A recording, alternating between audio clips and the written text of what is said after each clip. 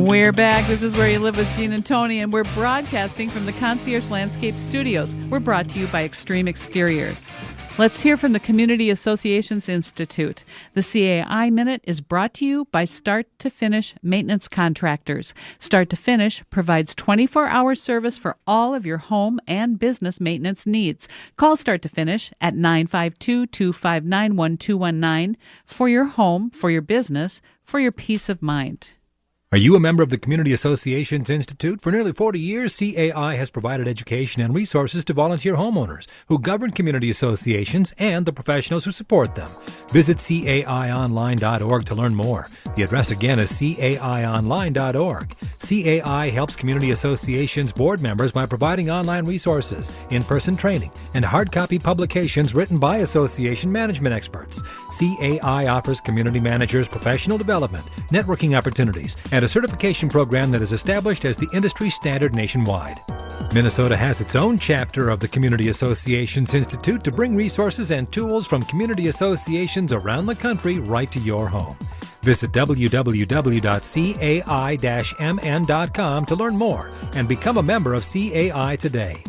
Your community and management company will benefit from your involvement. Join the Community Associations Institute today at cai-mn.com and click on membership.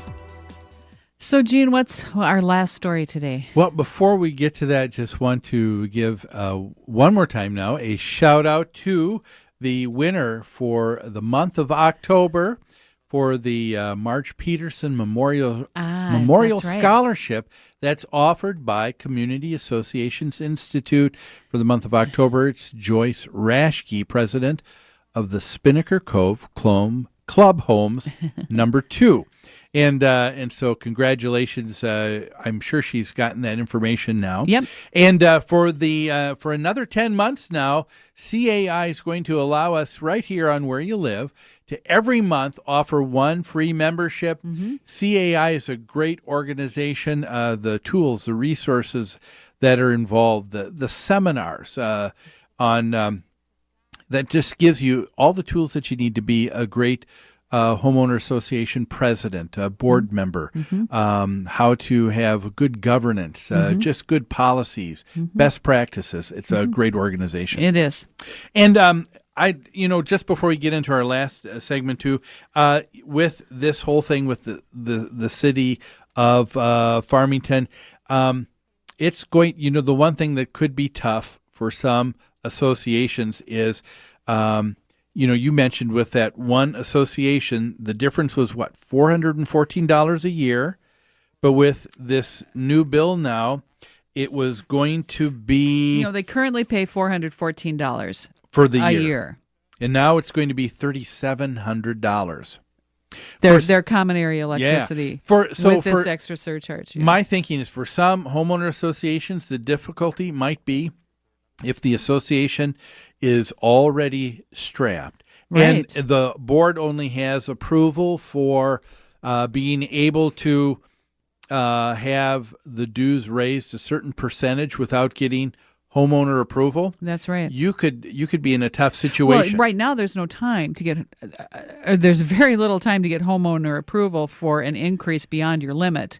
Yeah. And you may need that increase in order to pay this. So some associations may be paying this and not able to collect it from their members. Mm-hmm.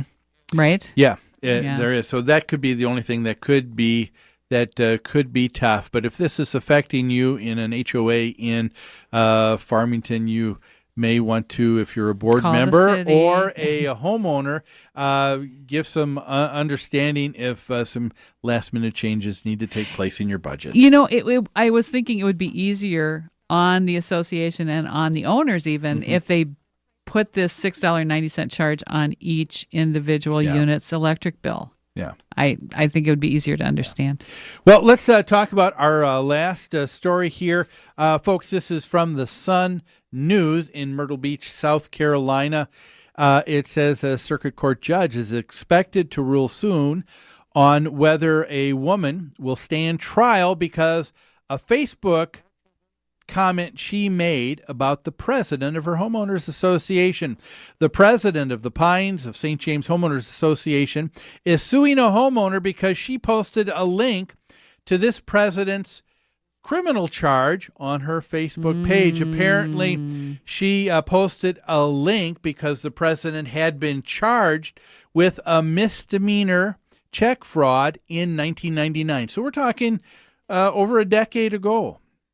And and she was a little bit flippant. She said, I guess if you don't want a crime post in a public record, then don't commit it. However, the charges were only charges. They were dismissed. Right. There was no conviction. He had all his records on the case expunged in 2010, but here the homeowner... But that was after she had already posted. Then the homeowner had posted that. It seems like she's a little bit flippant. This guy's upset because clearly, I mean, if he is a businessman in the community, if he is someone who is on the homeowner association board, he's upset because he's being defamed by someone else. Yeah, but there's another piece to this story.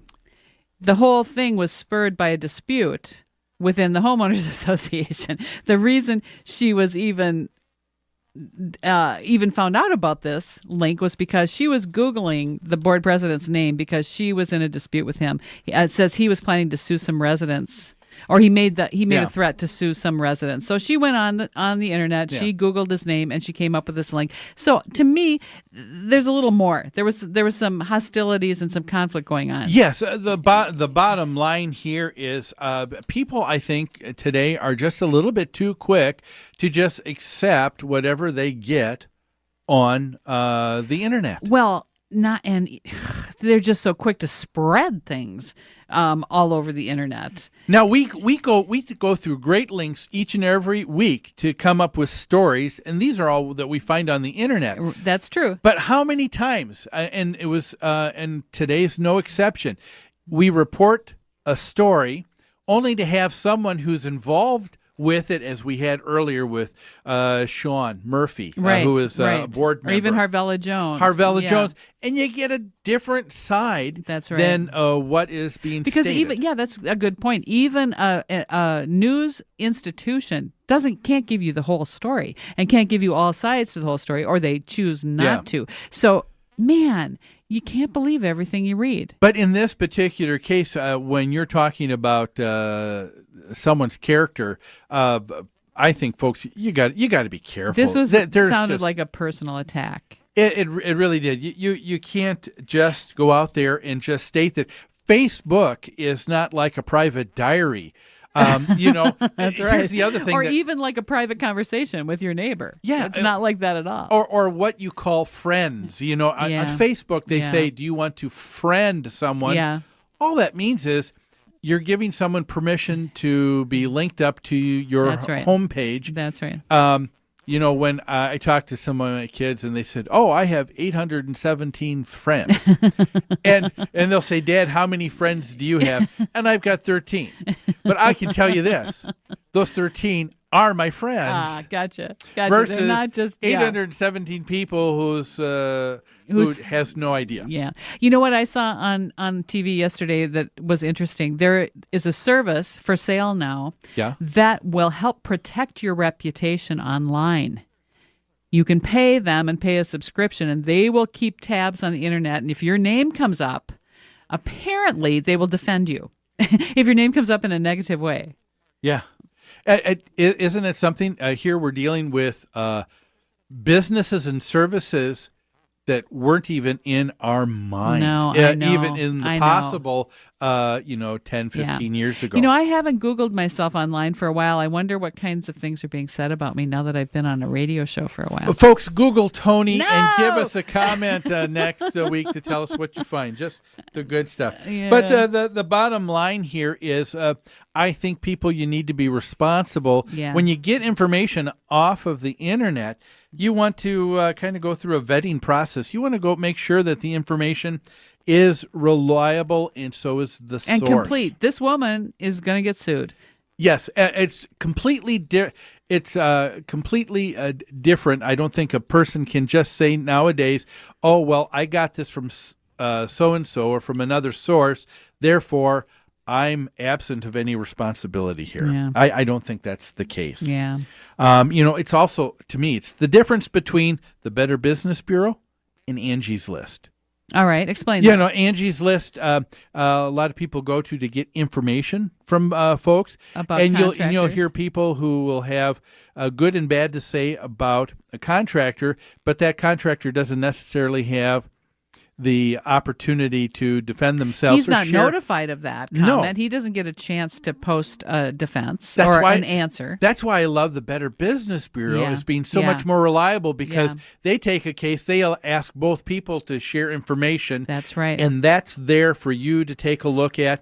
And so folks, you can see the whole story. exactly, when you have information from both sides, you can make an honest, reasonable Informed decision. That's right. Well, that's all the time we have for this week. Thanks for joining us. Hope you have a great Sunday, and we look forward to seeing you again next Sunday right here on Where You Live with Gene and Tony.